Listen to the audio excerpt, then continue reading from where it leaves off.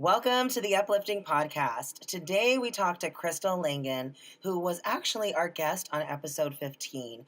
But today we spoke about something completely different and a topic that is probably unfamiliar for most of you, which is her experience being part of a high-level mastermind, specifically the Women Speak Mastermind.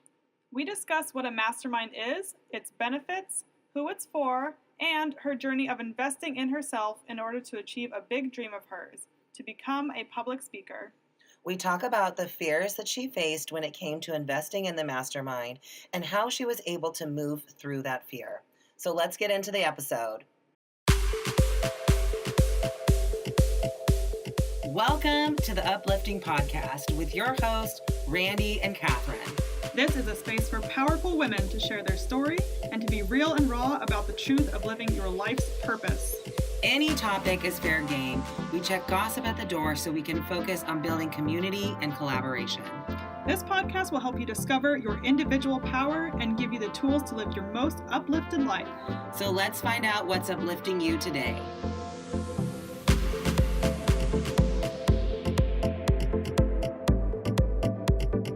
Welcome to the Uplifting Podcast. Today we have Crystal Langen, and Crystal is a speaker, writer, and coach who helps women discover their inner and outer beauty. She is the founder of Sovereign Beauty, where she helps her clients through online and in-person courses learn to radically love and accept themselves. She was also on episode 15, so make sure you go back and listen to that episode if you haven't already, where she talks about how you can connect your inner and outer beauty. But today we wanted to bring her back to talk about something different, which is her experience being in a high-level mastermind. So welcome, Crystal. Welcome back. Yay! Yay! So let's just kind of dive right in. I think a lot of our listeners probably are even unsure about what a high-level mastermind is. So if you could kind of explain what a mastermind is, and then, we'll kind of go into your experience being in one. Yeah. So my experience with the mastermind, the one that I joined, was to learn how to speak and at the end give a keynote talk. And our process to be able to do that, we have one woman who's leading the mastermind. And in my mastermind, we had 15 participants. And we met weekly. We met every single week. And we met virtually. And there was different techniques that the leader did depending on the phone call, but a lot of them were sort of what you would consider like a hot seat or a laser coaching. So you would take your turn, you'd get laser coached, you'd ask your questions, get feedback, and then all the other women that were listening in could absolutely benefit from what you were being coached on right then and there. I think that's the beauty of that type of phone call, because you're getting your immediate needs met right now so that you can move forward. You can continue to move forward in your process and whatever you're trying to achieve. And then you can learn from others at the same time. So that was beautiful to watch. And a lot of the women in the mastermind were similar mindset, but then there were some that were different too. So that was also an interesting twist when someone who had a different opinion or a different idea than me would come up and be coached. It would just open me up to new things. And then towards the end, then we had a in-person. So we had a retreat for a week in Sedona, and it was amazing. So after we created all this rapport over the phone, we got to meet in person, and we got to share a house together. And so there were many late nights where we would stay up and talk and get in the hot tub or just be immersed in this beautiful experience. I have 3 kids, so getting away and being able to focus and have a full conversation, it was very important to me in my process to be able to do this. I mean, I couldn't have done it without the retreat piece, in my opinion. And so we were incredibly bonded at that point. We were in this together. We felt like we had created sisterhood relationships for life. at that retreat. And so that really carries you through because, you know, towards the middle of a mastermind, you're like, whoa, this is like so much work. How can I keep going? How could, you know, do I quit? Like, what's going on? Did I make the right choice? And to have that opportunity to get together and really bond you and get that support, that outside support from other women was key. And then after that, we really started to write our talks. So prior to the retreat, we were getting into our bodies, figuring out what our message is, overcoming that fear of getting up on stage and turning that into our power, all of those things. And then after the retreat, we really started to figure out what is our keynote speech going to be, what is the heart of our message, like really figuring out what that is. And then we really worked on that, and we would practice short talks in front of each other, virtually, but over Zoom. And we would practice our short talks in front of each other and to get celebrations and refinements, what really landed for these women. And I felt just really safe at this point to be able to try out whatever I wanted. Just throw it out there, try it. Who cares? Let's see how this works. Let's see how this lands. Let's see how we can just refine it a little bit. So we did that. And then at the very end, we participated in another retreat. And that was where we continued to practice our talks in front of each other, maybe just tweak it a little bit here and there, you know, get ready for the festival. That was at the end of the retreat and all of that. So that was kind of my experience with the mastermind. I'd say I really enjoyed the group aspect of it, the group support of it, getting the feedback, getting the love and support was huge. And then being under someone like Casey, someone who is a true master at what she does, was huge for me. It was something that I was definitely looking for the best. Yeah, so a mastermind is really, you have that leader, right? But then you also have several other people who are a part of it, who are kind of at, I want to say, a similar level, right? Of where they are in their business, where they are in their messaging, and you really just all elevate together in the process of supporting one another, creating that safe space, right, where you can really test out ideas and grow and really shift yourself personally and your message because you have that safe space. So yeah, I think it's just such an incredible container for you to be able to grow. Absolutely. And I look at it too as the mastermind experience itself, but I look beyond that too, because I'm still in touch with all of these women. I'm still supporting their businesses. They're still supporting my business. And then the next mastermind that comes through the following year, you know, I want to have relationships with those individuals as well. And so backwards and forwards in that sense of who else is going through this program that understands the culture of this mastermind. Yeah. Is so valuable.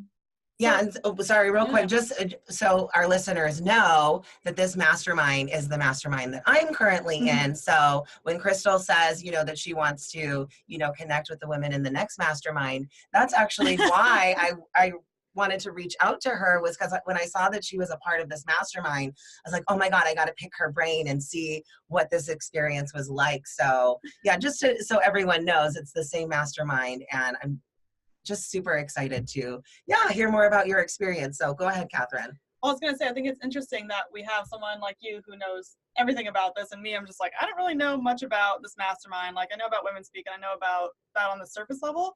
So I guess coming from a more ignorant standpoint and knowing, I think it'd be good for our listeners to kind of know, who is this for? And I guess, how did you first hear about this? So I was part of a Women Speak circle originally, one of the first circles actually, and I'm in the Bay Area.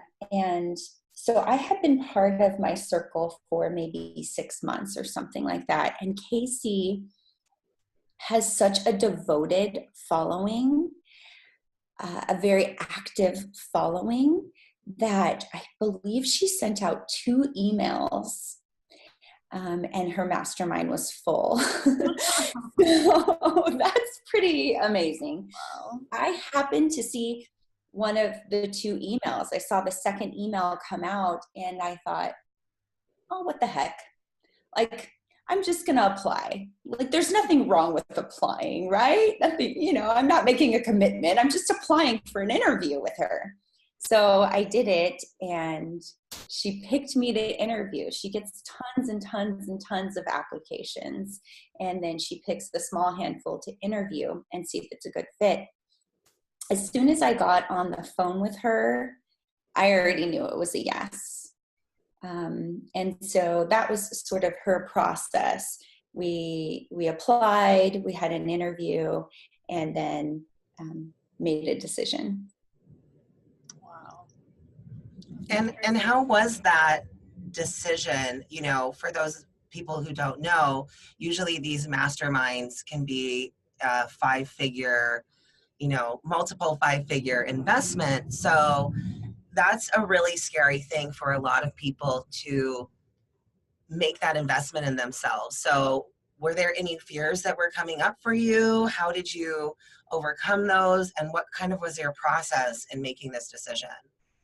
Yeah, I have a really great relationship with my intuition. I have a deep trust, and I know when my body is saying yes. And I knew that through that discussion with Casey, there was a connection there. There was absolutely a connection there with her personally, with her body of work. I just really think that it is the best public speaking curriculum out there, especially, for women out there. And so I knew to trust my intuition. I remember being in my backyard during the phone call, so excited to talk to Casey, and just pacing back and forth when we're talking on the phone. My body was screaming yes. And when she told me the amount that it was, I kind of knew that it was going to be high end. I just had that inkling. So when she told me the amount, I wasn't surprised, but I still knew, like, if I'm thinking about it logically, I have no business joining this mastermind. I have no business spending this amount of money. I have 3 kids. I live in an expensive area in the Bay, and we're a 1-income family. So why am I considering this? This is wild. But again, I trust my intuition again and again and again. And I got off the phone with Casey and I said, yes, I want to do this. I need to figure out the financial commitment though. Okay. But I'm a yes. So I had phone calls with friends, and a couple of people said, don't do it. They're like, I don't know if this is a good thing for you. Maybe do it next year. That makes sense. Maybe do it next year. I hear what you're saying, but I'm just a rebel that way, I guess. And I'm like, no, I need to trust myself. So then I had a conversation with Casey, and not all people are open this way, but I told her I was just honest. This is my financial situation. This is what I can commit to, and I will never be late on a payment. But I need a payment plan. And let's work this out person to person, have a conversation. What can we work out together? And so we sort of made a plan there.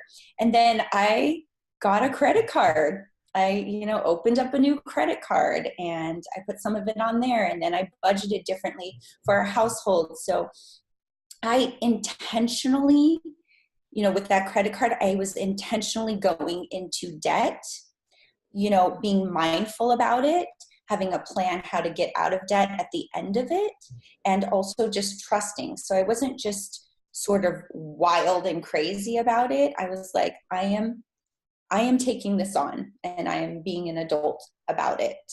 And I'm just really knowing that this is going to be a big financial commitment. But I looked at it, to me, like, if you're going to go and get a master's degree, if you're going to go get a college degree, you're going to make this type of investment in like 1 year, and you're not going to be done with your degree yet. So I was telling myself, do I want to go get another college degree, or do I want to take this mastermind program? So I decided to go in that direction. And I think it was the best decision, and I don't regret it at all. And that's the thing, like you're saying, it's not like you're just going into debt for fun, like you're making an investment in yourself. An investment usually take money or time or energy or something that you have to give. So for those listeners who are thinking about making some type of large investment in themselves, what kind of advice do you give? Whether it is large or small, but especially if it's large, what do you recommend for them mindset wise, just going into it? Yeah, I would say think about, do your research, make sure that this person that you are going into debt to be part of their program, make sure they're the real deal.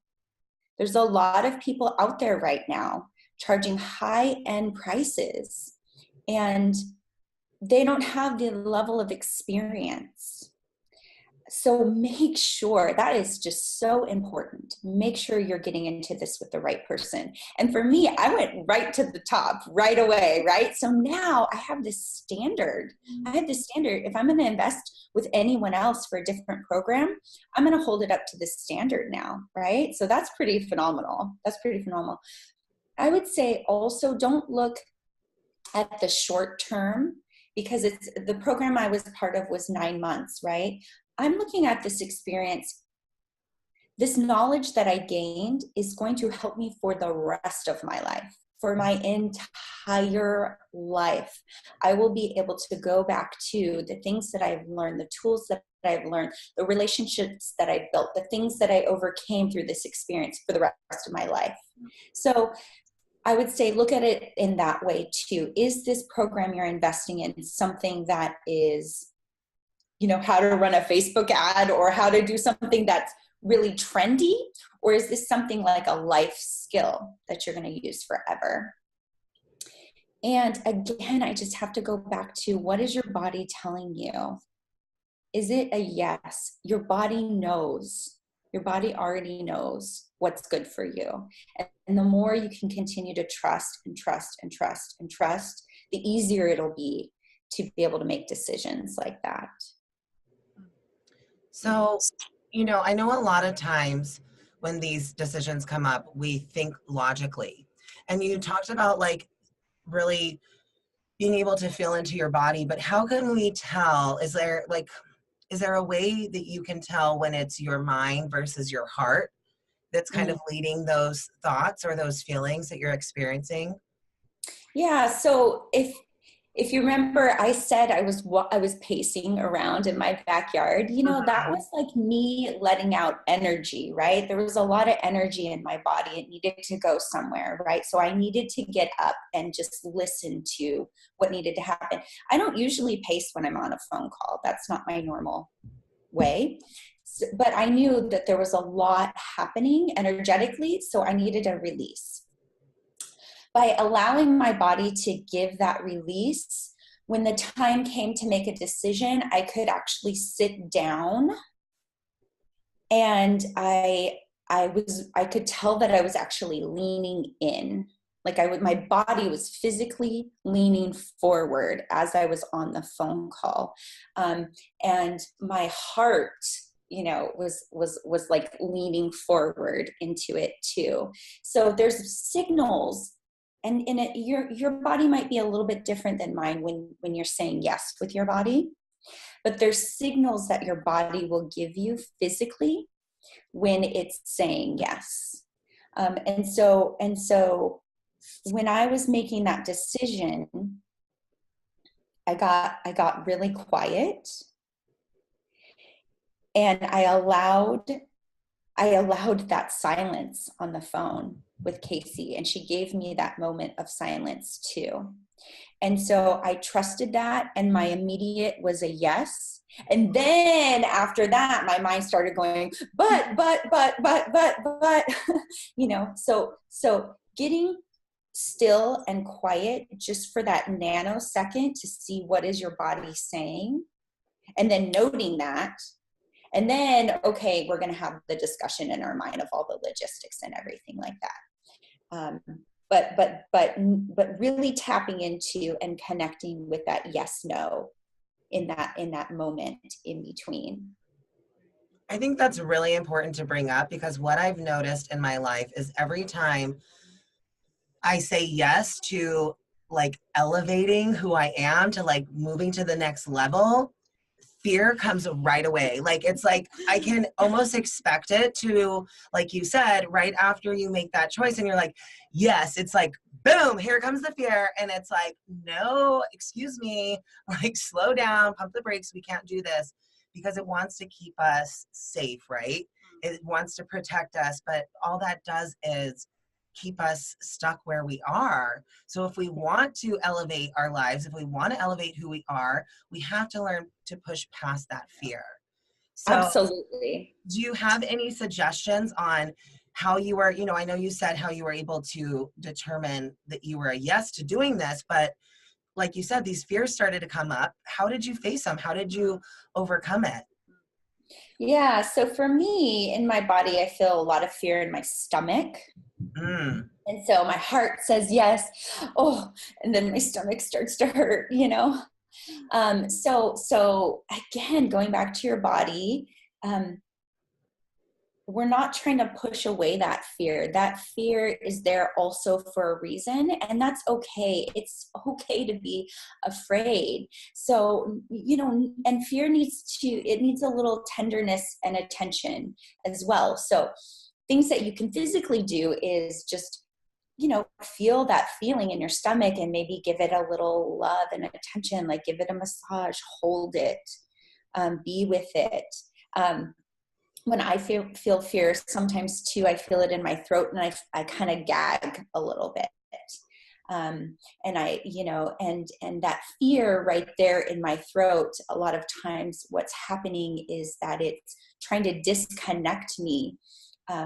Your throat it's trying to disconnect your mind and body, right? That's the pathway of connection right there. So something's happening there. And so, again, just giving it some attention physically, some self massage, some care, right? Holding yourself. And then for me, I'm a people person and I process through conversations. And so having conversations with people that I really trust. And again, I had conversations where people were like, no, but that was great because that tested me. That gave me the opportunity to be like, thank you for your opinion, but I'm going to do what I want anyways. That was brilliant. I needed that person. I think it's important to have people like that in your life, not people that are mean, not people that are always a no, but people that will be honest with you and bring up challenges with you to test you and see if you can move past that. And when you're having that type of discussion, it's really important to, again, be in touch with yourself and trust your intuition and be like, this is just an opportunity for me to trust myself again and again. So I'm trying to think, were there any other ways that I pushed past the fear? Oh, journaling. Journaling. It's so beautiful. Love that. I think I made like a pro-con list. That was my husband's idea, thinking about it intellectually, like make a list. Yes, in the nose, but it's so true. It's so true, right? And I didn't want to write a lot of no's, and that was like, okay, that's just another clue. That's another piece of evidence. So look for that evidence again and again and again, and collect it.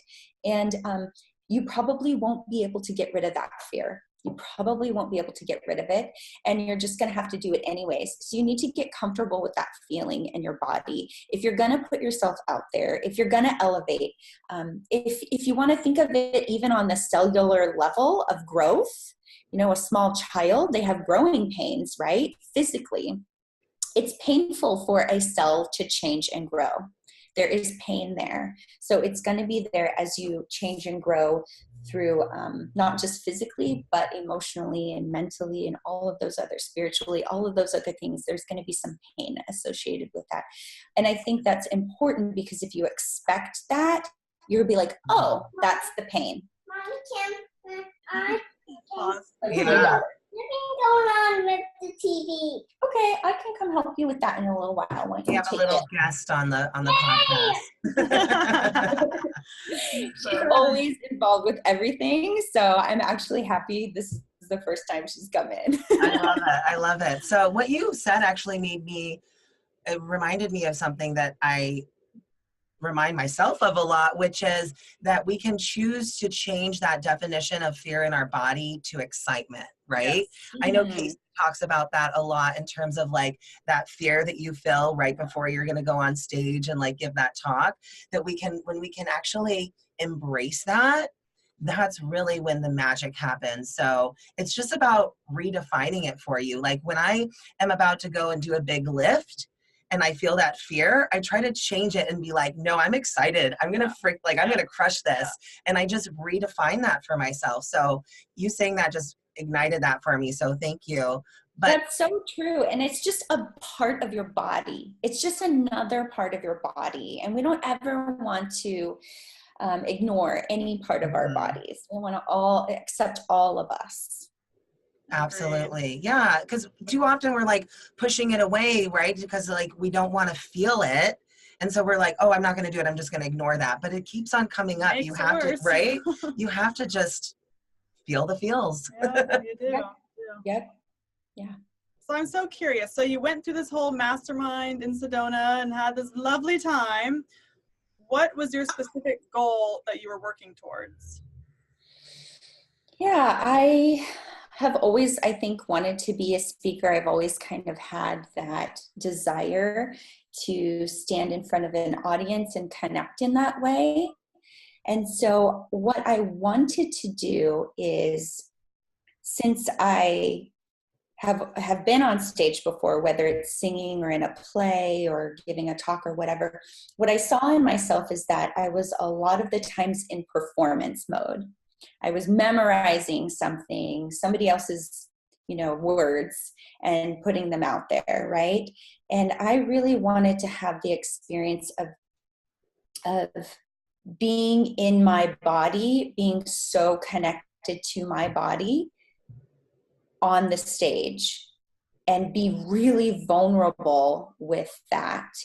And for me, I move my body a lot when I'm speaking, and I'm animated, right? And so to go up on stage and be moving around in a certain way and animated and allowing that free flow of energy to go through my body, that's what I wanted to do. That I wanted to just put it all out there and focus less on memorizing a talk and the words that I was going to say and all of that. So that was my edge, was to get up there and not be in performance mode, not remember to smile every second, and not remember to, stand in one place and all of that. I just wanted to feel that all that intense feeling up on stage, because I did that.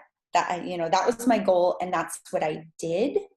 And once I stepped off that stage, I felt like, oh, I can speak anywhere now.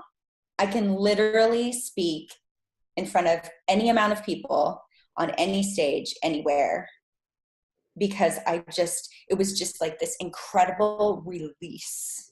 I gave myself all the permission to just be there. In that moment on the stage. And it was definitely like a butterfly emerging, right, from a cocoon. It was like, okay, I'm a butterfly now. Like, this is happening. I've changed. Something happened on that stage. I'm transformed, and I'm ready for the next thing. And again, it was just allowing myself to do that.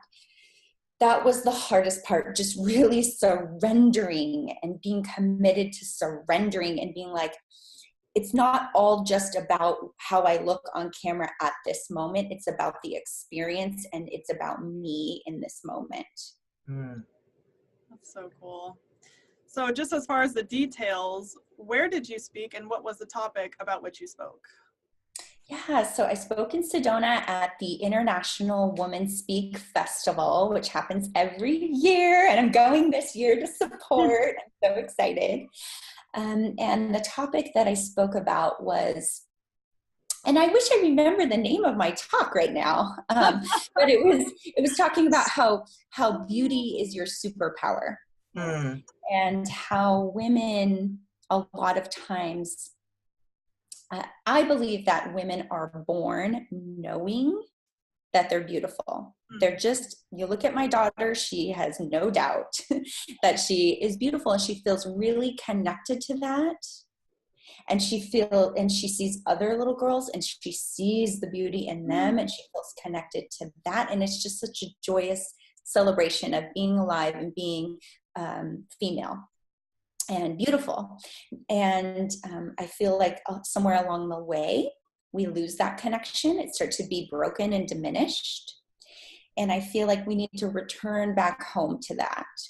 We need to do the process of returning back home to our bodies, accepting our beauty and seeing the beauty in other women, and recognizing that, and instead of listening to marketing and advertising and this beauty scarcity idea that they put in us. I mean, it's ridiculous. Like, how could there be a limit on the amount of beauty in the world? It just makes no sense to me. It makes no sense that there's a limit to the amount of beauty that is available for women. So I'm interested in helping women return back to that and accepting that and seeing that in themselves, because I think a lot of women hold themselves back from being their true self because they don't think they're pretty. Yeah. I think that's one of the things. Not everything, but I think that's one of the key things. I'm not pretty. I can't go up and do that. Well, we think we need to meet this ideal beauty standard, right, in order to be worthy and deserving of accomplishing things. I know that held me back for a long time, thinking I had to first change myself externally in order to be worthy, when really all I needed was to accept myself first. So I just love your mission in the world. And I'm just curious, before we get into our final questions, you've talked about a lot of the things that you learned in the process, but at the end of this, what was that? Was there a big transformation? Did you feel like it was worth this investment? What has been that after effect since you made this decision to invest in yourself? Yeah, so you're on that festival high, right? You're on that, like, I just did this amazing thing and I'm surrounded by amazing women. And I'd love to share with you my process for getting up on stage too, because that was very interesting, I think. But so you leave like that festival high, and then you have this vulnerability hangover afterwards too, right? You're like, whoa, I was just so vulnerable. Like, what did I just do? Now people are going to see the video. You're freaking out. Did I say, is my message even important? All of that stuff happens. And so again, with the mastermind, having that community, they're all going through the same thing.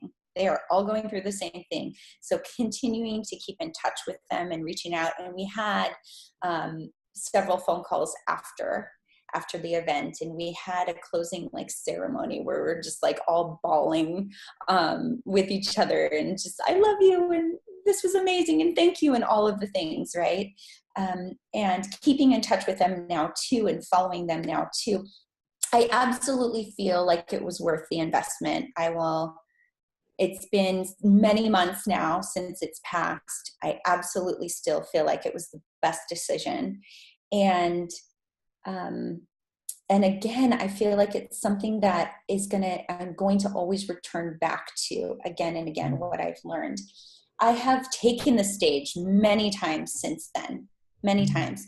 And it still rings true that I feel this comfort level that is what I was looking for. I've reached that comfort level that I was looking for, and I get to practice that again and again and be like, oh, I remember the first time I did this in Sedona. I remember it. And so, yeah, I think that it was worth it. I don't regret it at all. Oh, that's so beautiful. Well, thank you for being vulnerable again. We appreciate it. And so for starting to wrap up this session, are there any questions this go around that you would have liked us to have asked you? Yeah, just one. My process of getting up on stage at the festival. Um, so, there's many hundreds of women at this event, and there's a lot of energy happening. And it was interesting, and it's different for everyone, right? So one of my good friends who was in the program, she wanted to go into the other room, put her headphones on, dance, be in silence, and just really connect in that way. And so that worked for her, and that was awesome. For me, I decided I'm going to stay in the room. So I sat in the middle of the room while the people were arriving, and there was like all this energy happening, and it was just like swirling around me, right? I'm in the middle of the room. There's all this intense energy happening. And I'm sitting there and I'm connecting with my body, right? And I'm feeling into that intensity that's coming up for me, right? Because I'm not shoving it away or ignoring it or trying to get over it. I'm just really embracing it and allowing it in. And I remember I was kind of had my hands covering my eyes, and I had my eyes closed, and then finally the energy started to shift, and I started to feel a little bit of a release. And so I opened my eyes up and I saw my friend across the room.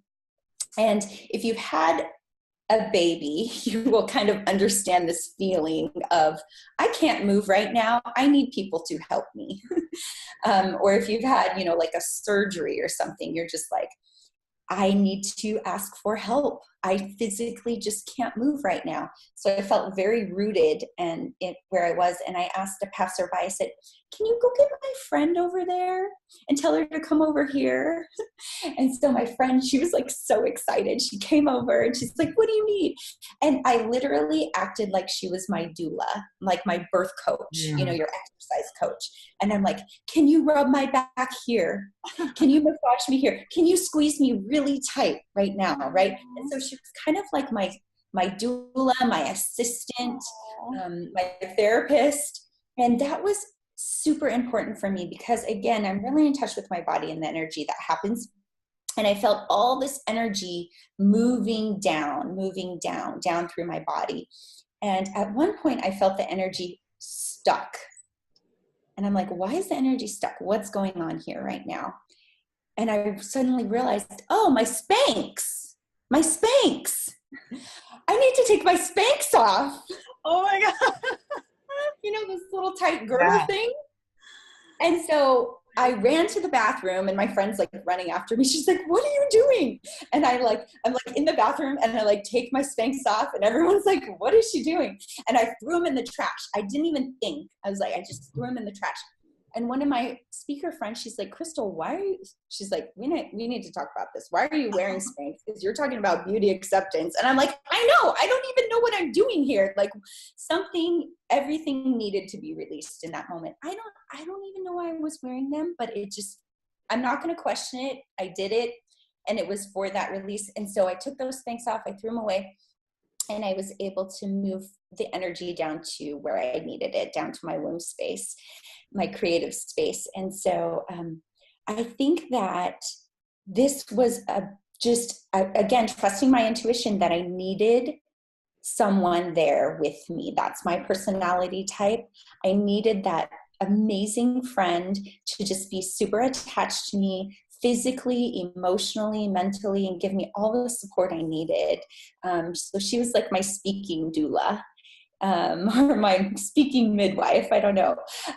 So I will always probably have that now. I will always probably have a support person, or I'll always have that remembrance of what support she gave me to carry me through if no one's available, if I can't, just absolutely can't. But I think I'm going to always have that type of person for these big transformational talks that I'm giving. I am forever grateful for her doing that for me and for that experience.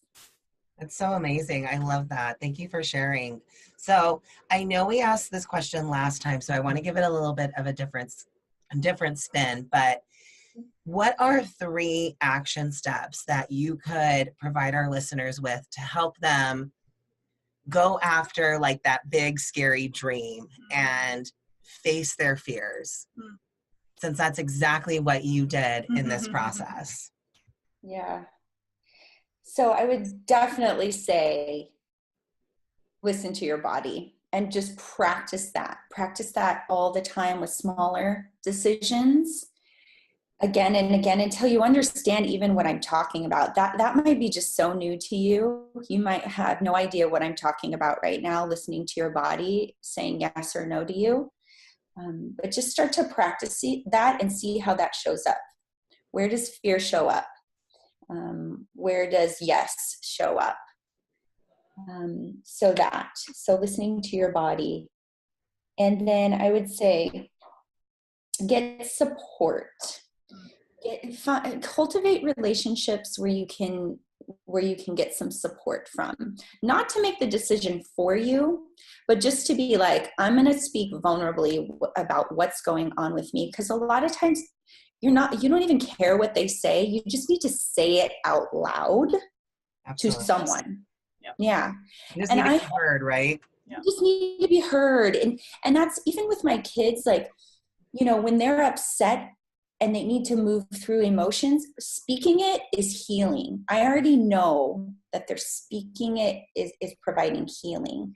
So just that release of speaking to someone. And even if you want to preface it by saying, like, I'm an adult, I can make my own decision.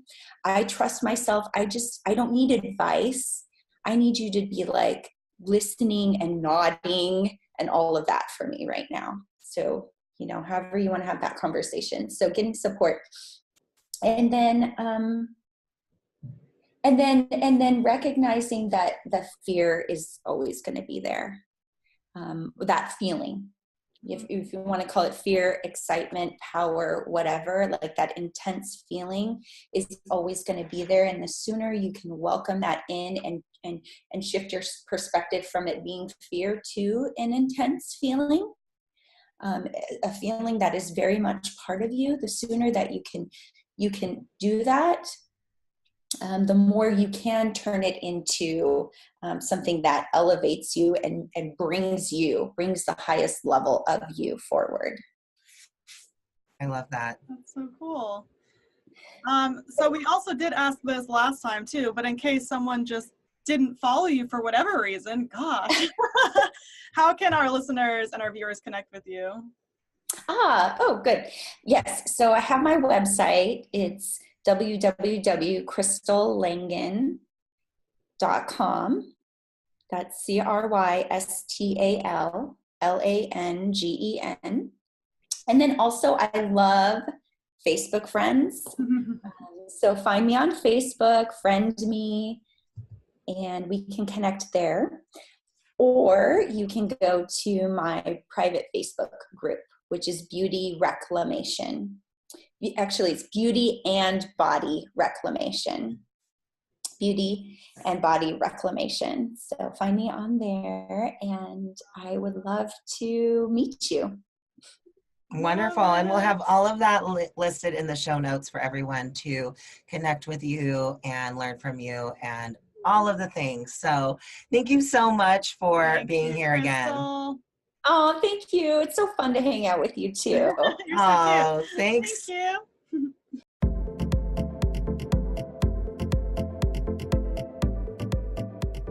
Thank you so much for sharing a piece of your day with us. Please rate and subscribe to the podcast on whatever platform you're listening to us on. To continue the conversation, follow Catherine and Randy on social media. Our links are listed in the show notes. We can't wait to share another powerful story with you next week. And until then, stay uplifted.